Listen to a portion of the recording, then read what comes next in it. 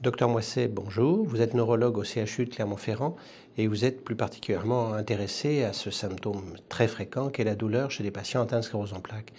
Est-ce que vous pouvez nous dire combien de patients souffrent de ce symptôme?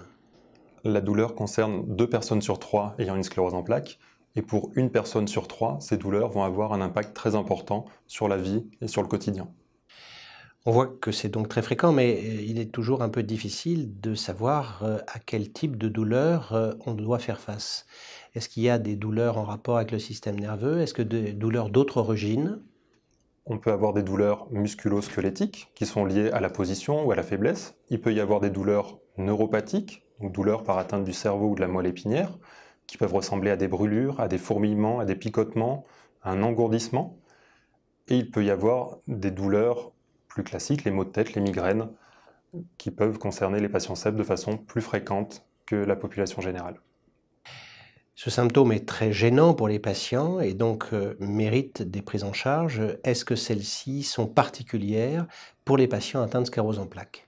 Les personnes qui ont une sclérose en plaques et qui ont des douleurs doivent en parler à leur neurologue pour qu'il fasse le point entre les différents types de douleurs et qu'il propose le bon traitement. Pour des douleurs à type de spasticité, de contracture, on peut utiliser des antidouleurs classiques et proposer des étirements. Pour les douleurs neuropathiques, on aura le choix entre les antiépileptiques et les antidépresseurs.